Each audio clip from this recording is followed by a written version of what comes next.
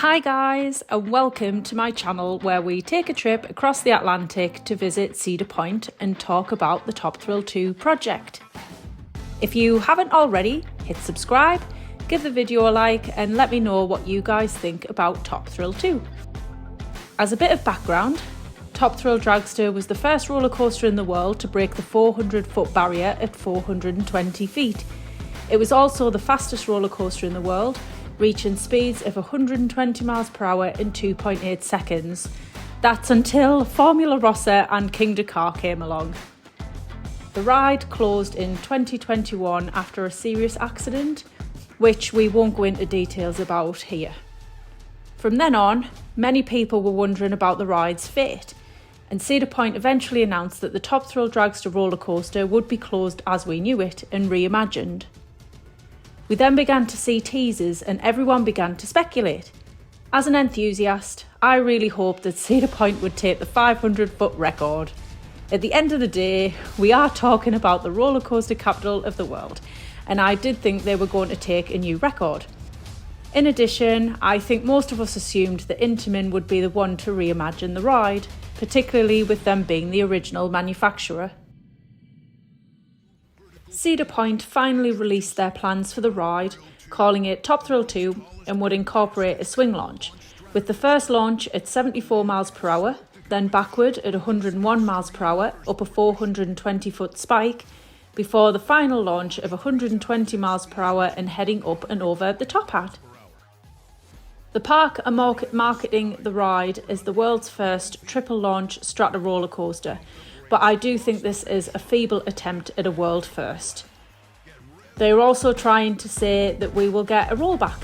I've been lucky enough to experience 2 rollbacks on Top Thrill Dragster, and I don't think this new rollback is going to be really compare, although I suppose it still has the fun factor element to it. It was also confirmed that Zamperla would be taking on the project, which was a shock to most of the roller coaster community as they don't really have a positive track record when it comes to roller coasters. Well, after thinking more about the project, I want to show the reason why Top Thrill 2 will actually be a better ride experience than its predecessor.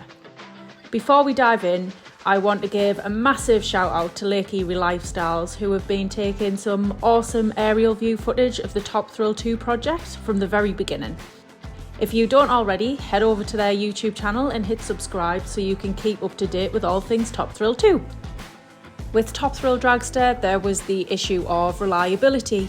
So Top Thrill Dragster was a reliability nightmare, particularly with the hydraulic launch. It broke down regularly and the wind also played a big part in its lack of operation.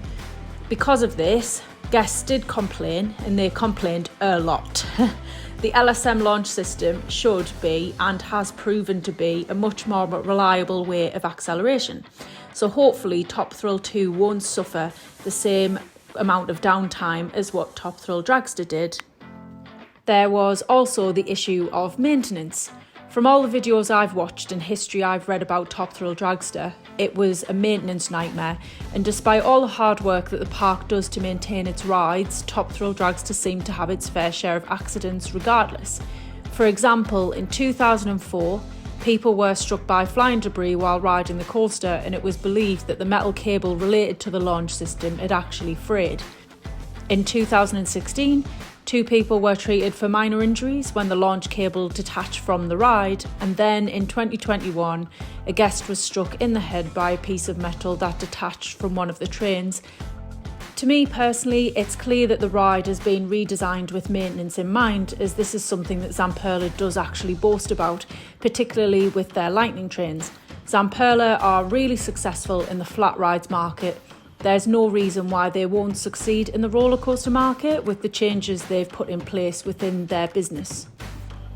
Most of us have complained about Zamperla being the manufacturer of the reimagined ride, but Intamin roller coasters do have a reputation for being unreliable, and maybe Cedar Point just wants to move away from this. Granted, Zamperla don't have the best track record when it comes to roller coasters. Hero at Flamingo Land springs to mind.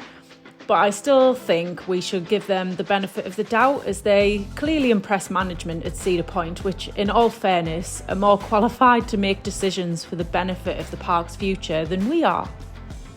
We only have to think of Rocky Mountain Construction to develop faith that Zamperla might actually pull this project off. Nobody really knew who Rocky Mountain Construction were until Steel Vengeance put them on the map. Now, there are RMCs popping up absolutely everywhere. They're a firm favourite amongst most enthusiasts, including me. There is the new branding, so most people really didn't like the Top Thrill 2 branding, and while I screwed my face at the beginning, the name grew on me, as it is a clear head nod to its predecessor, which I really like and is exactly what Tony Clark explained on Media Day in 2022. Obviously the 2 is the second iteration of it, so it's pretty simple. It pays tribute to that former ride, but also signals that this is a completely new generation of ride, different kind of ride. Before we start talking about ride experience, please support my channel, hit the subscribe button, leave a comment down below and give the video a like if you want me to vlog my first ride on Top Thrill 2 when I visit in 2024. So, ride experience, which is probably the most controversial topic going.